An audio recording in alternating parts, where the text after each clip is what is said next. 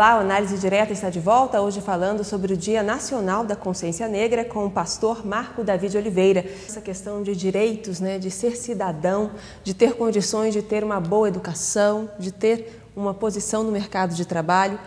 Agora, essa semana, em novembro, a Câmara dos Deputados aprovou as cotas nas universidades federais. 50% das vagas em universidades federais, isso vai demorar acho que 4 anos, se eu não me engano, até a adoção completa dessas vagas, vão ter que ser destinadas para pardos, como eles colocam, indígenas e negros. Como que o senhor vê isso? Isso, então, a lei tem um detalhezinho, que esses 50% serão divididos. Serão divididos entre pardos, negros e indígenas e também serão divididos com aqueles que ganham até um salário mínimo, ou um salário e meio, desculpe. Um salário e meio. Então, se der empate, então a questão mais pobre acaba ficando com a vaga, tem uma questão séria. Bom, eu acho fundamental as cotas neste país, fundamental. Não para a eternidade, eu creio que para um período de 20, 30 anos, até a gente mexer um pouco na pirâmide social que a gente está envolvido com essa estratificação nesse país. Agora, é fundamental, primeiro porque eu acho que é uma grande reparação nesse país. Nós temos 508 anos, 350 anos mais ou menos de escravidão.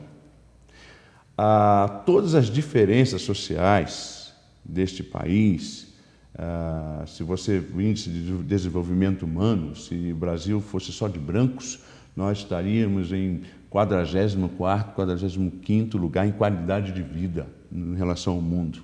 Se fôssemos só de negros, estaríamos em 114º.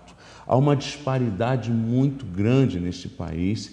Portanto, isso está calcado na história do país. História de escravidão, história de expoliação. Então, essa escravidão foi pautada por leis. A escravidão era econômica.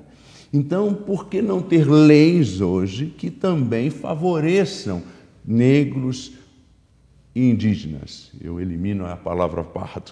Negros e indígenas. E não elimino porque eu acho que eles não merecem. Eu estou dizendo que eu digo negros como pardos e negros num só grupo.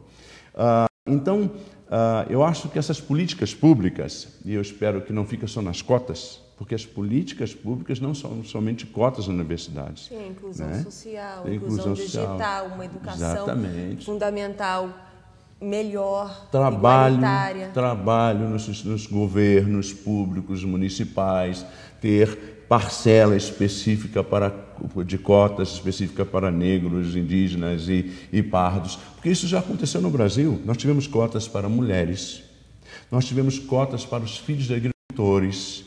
Os filhos de agricultores, que hoje a maioria são fazendeiros, eram pessoas que participaram das cotas também.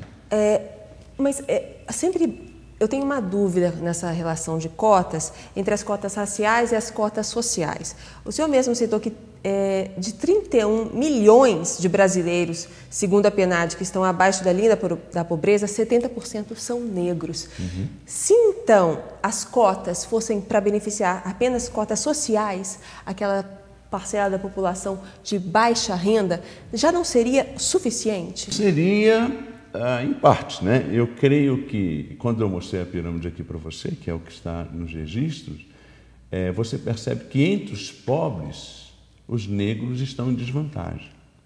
Eu tive uma experiência muito interessante com 2 jovens aqui de uma favela de São Paulo, e elas fizeram uma prova no supermercado, que também obviamente não vou citar o nome, mas elas passaram, tiraram uma mesma nota, né, na prova para o emprego, e na hora da entrevista, para a negra foi escrito um belo indeferido e disse: você não tem espaço aqui. Graças a Deus, esse supermercado foi vendido e logo no outro dia da venda da rede de supermercado, não era um supermercado só, a gente percebeu uma quantidade de negros e negras bem mais presente lá.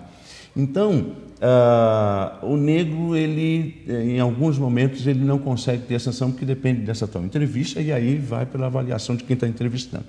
Se você fizer uma avaliação, os negros estão em desvantagem também entre os pobres, entre os mais pobres e tal. Então, como eu lhe falei, há necessidade também da racial, para mim, uma questão de reparação, uma questão específica de reparação. Se os negros vão receber vantagem de um lado e de outro, ora, foram 300 anos de desvantagem. Então, eu acho que está no momento, como dizia Florestan Fernandes, tratar os desiguais desigualmente. Precisamos fazer isso. Infelizmente, a cota é um mal necessário. Tanto cotas sociais quanto cotas raciais, para mim, são um mal necessário. Embora não exista raças.